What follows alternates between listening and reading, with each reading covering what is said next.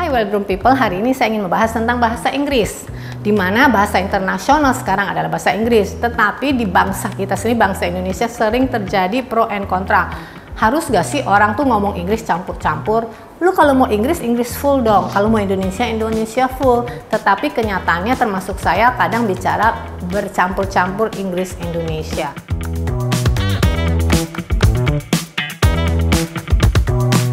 Ada yang bilang, cinta Indonesia, bahasa Indonesia dipakai setiap hari. Jadi kalau keluar negeri, bahasa Inggris is okay, karena itu bahasa internasional. Tapi di dalam negara sendiri, udah daripada Inggris lu pas-pasan, bahasa Indonesianya full aja, jangan nyampur-nyampur. Nah ini juga ada, buat saya pribadi ada gimana ya, saya merasa iya memang semua orang harus berbahasa Indonesia dengan baik supaya nggak bikin orang ilfil dengan campur-campur bahasa Inggris padahal nggak gitu jago bahasa Inggrisnya. Tetapi menurut saya bahasa Inggris itu yang tersulit adalah pronunciation ya, pelafalannya. Jadi mungkin saya berpikir positif bahwa orang yang mencampur-campur Indonesia Inggris ada baiknya juga adalah waktu buat mereka berlatih ketika bicara. Jadi kalau mereka sering campur-campur kan mereka latihan bahasa Inggrisnya. Semoga pelafalannya, pronunciation-nya makin hari makin baik. Kalau tidak dipakai juga sehari-hari kan lidahnya juga kaku. Orang bilang kan Inggris itu need practice. Jadi tergantung menurut saya sudut pandang orang itu siapa. Kalau mau lihat dari negatif iya, kalau lihat dari positif biarkanlah setiap orang belajar. Tapi alangkah baiknya juga jika orang yang sudah bisa bahasa Inggris jangan juga sosokan Inggris dengan aksen. Saya tahu beberapa orang yang saya lihat di televisi, mereka berbahasa Inggris, tapi aduh saya itu dengarnya aja pusing, aksen mereka tuh dibuat-buat, too strong, too heavy aksennya. Gak perlu sebenarnya.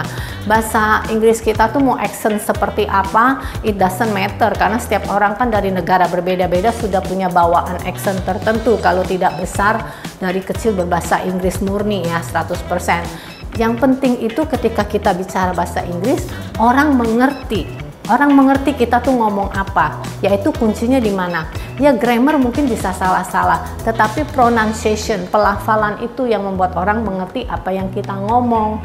Nah, untuk juga orang Indonesia tidak boleh anti bahasa Inggris, karena kalau Anda mau sekeren apapun, Anda keluar negeri, terus Anda celengak-celenguk kayak orang blow on, Anda lost kayak orang nyasar, mau nanya ini nggak bisa, mau nanya jalan nggak bisa, mau beli makanan barang nggak bisa ngomong. Kan kita look stupid juga, walaupun uang kita banyak, kekuasaan kita tinggi, ya kan, walaupun kita cantik, ganteng.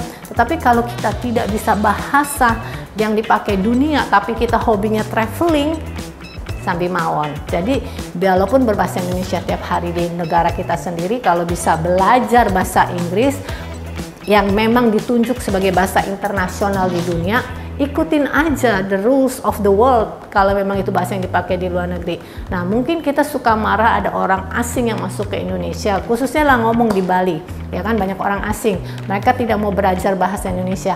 Iya, kalau mereka mau tinggal lama dari luar negara mereka tinggal di negara kita boleh kok menegur, lu kan mau lama tinggal di negara gue, harusnya juga lu mau open your mind, open your heart, belajar bahasa lokal gitu loh, menghargai bahasa lokal. Jangan mau kita mengakomodasi bahasa lu terus, lu juga mesti mau belajar bahasa lokal. Sebenarnya kuncinya di situ aja, bukan bilang kalau kita orang Indonesia, kita menuntut orang berbahasa Indonesia sama kita cinta Indonesia, kita harus selalu berbahasa Indonesia dimanapun berada.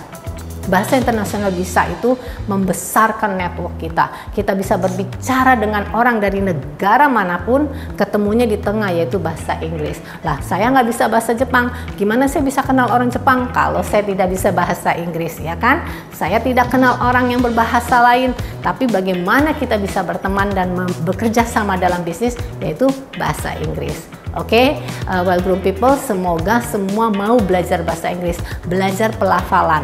YouTube di mana-mana bisa untuk praktis dan diikutin. Ketika nonton sambil ikutin orang ngomong, lama-lama Anda pintar. Indonesia, ayo grooming. Kata kuncinya adalah di like. Kalau kamu nonton konten ini dan kamu suka, jangan lupa pencet tombol like-nya atau bisa subscribe pastinya.